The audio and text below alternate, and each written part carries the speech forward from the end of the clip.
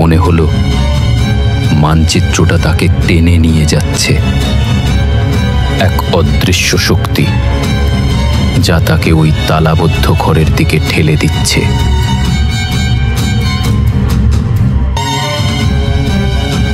না না না, আমি যাব না। কিন্তু তার কণ্ঠ বাতাসে মিলিয়ে গেল।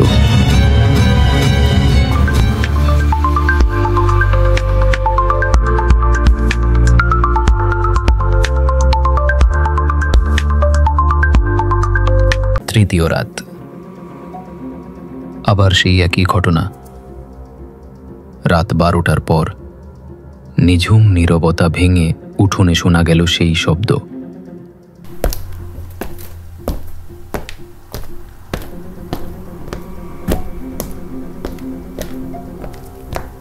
আরও তার সাথে কিছু টেনে নিয়ে যাওয়ার শব্দ, যেন ভারী কিছু কাদামাটির ওপর ঘষ্টাচ্ছে।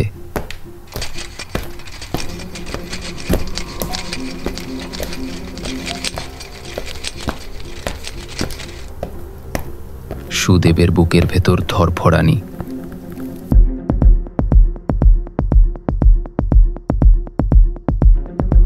তিন রাত ধরে এই অদ্ভুত শব্দ তাকে ঘুমোতে দেয়নি।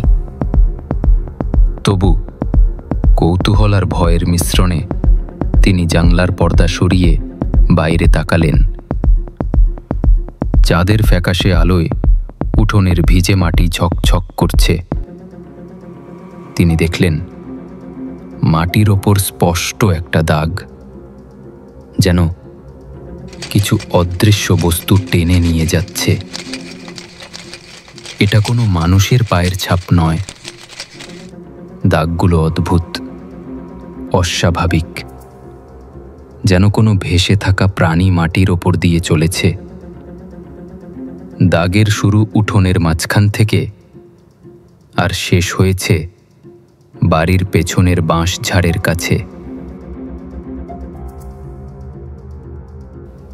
এটা কি? কে করছে এসব? তিনি জানলার কাছে হাত রাখলেন।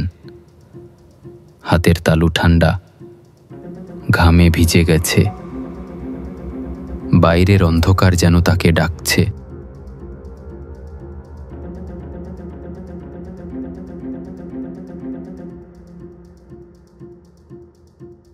ভোরের প্রথম আলোয় সুদেব সাহস সঞ্চয় করে বাইরে বেরোলেন। তার হাতে একটা লাঠি। যদিও তিনি জানেন এই লাঠি কোনো কাজে আসবে কিনা তা নিয়ে সন্দেহ। উঠোনের কাদামাটির ওপর সেই দাগগুলো এখনো স্পষ্ট। রাতের শিশিরে মাটি আরও নরম হয়ে গেছে, আর দাগগুলো যেন আরও গভীর। তিনি দাগগুলো অনুসরণ করলেন, পা টিপে টিপে, বুকের ধরফড়ানি দমিয়ে। দাগগুলো তাকে নিয়ে গেল বাঁশ ঝাড়ের কাছে। সেখানে বাঁশের ছায়ায় মাটিতে আঁকা এক অদ্ভুত নকশা, চক্রাকারে ঘুরে যাওয়া রেখা, মাঝে মাঝে ত্রিভুজ, আর অদ্ভুত কিছু প্রতীক। যেন এটা কোনো পথের মানচিত্র। কিন্তু কোথায় নিয়ে যায় এই পথ?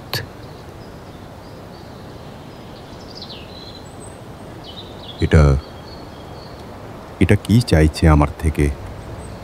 কোথায় নিয়ে যেতে চাইছে? হঠাৎ বাতাসে একটা আওয়াজ ভেসে এলো, গভীর, প্রায় অমানুষিক কণ্ঠে। পথ ধরো, সময় শেষ হয়ে আসছে। সুদেব চারপাশে তাকালেন। কেউ নেই। সুদেব চারপাশে তাকালেন। কেউ নেই। বাঁশের পাতাগুলো হাওয়ায় কাঁপছে, কিন্তু তিনি একা। তবু তার মনে হলো কেউ তাকে দেখছে।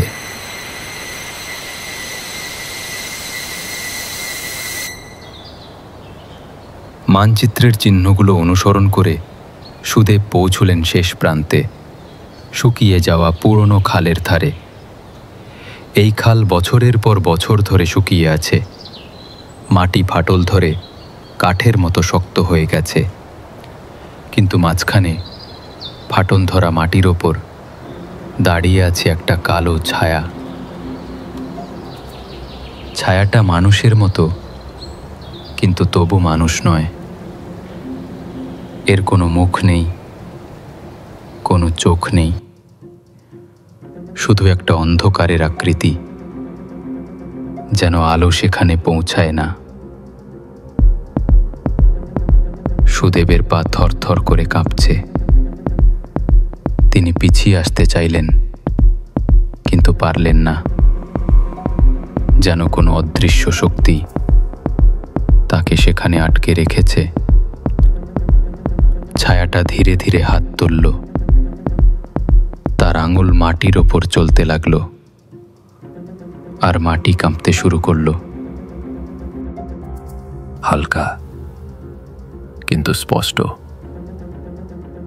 মাটির ওপর গড়ে উঠল আরও কিছু চিহ্ন। আগের মানচিত্রের পরের অংশ। এবার চিহ্নগুলো আরও জটিল, ঘুরে যাওয়া রেখা, ত্রিভুজের মাঝে অদ্ভুত প্রতীক, আর মাঝখানে একটা বিন্দু, যেন সেখানে কিছু গোপন রহস্য লুকিয়ে আছে। এটা কি? এটা কি বলতে চাইছে? চিহ্নগুলো আঁকা শেষ হতেই ছায়াটা ধীরে ধীরে ঘুরে তাকালো সুদেবের দিকে। কোনো মুখ নেই, কোনো চোখ নেই, তবু সেই ফাঁকা শূন্যতার দৃষ্টি যেন সুদেবের বুকের ভেতর বরফ জমিয়ে দিল। তার শ্বাস আটকে গেল, হাত পা অবশ হয়ে এলো।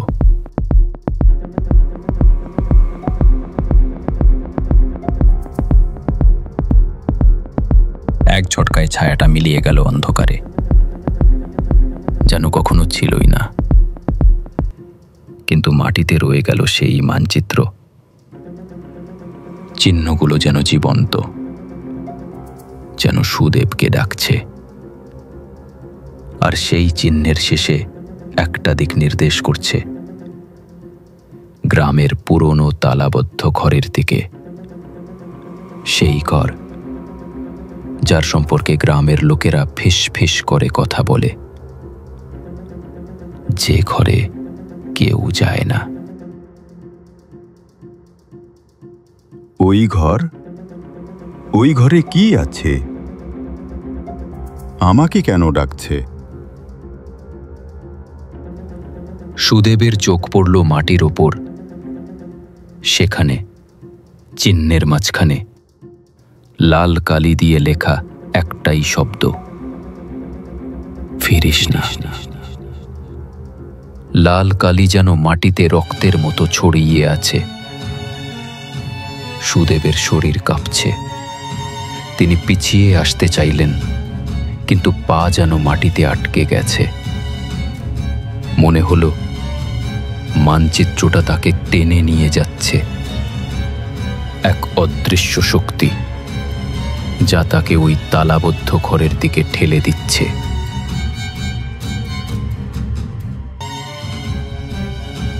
না, আমি যাব না। কিন্তু তার কণ্ঠ বাতাসে মিলিয়ে গেল। চারপাশে শুধু নীরবতা, আর সেই নীরবতার মধ্যে মানচিত্রের চিহ্নগুলো যেন নড়ে উঠল। একবার পথ ধরলে আর ফেরা যাবে না। সুদেব কি করবে? পথ ধরবেন না পালাবে? কিন্তু পালানোর পথ কি খোলা আছে?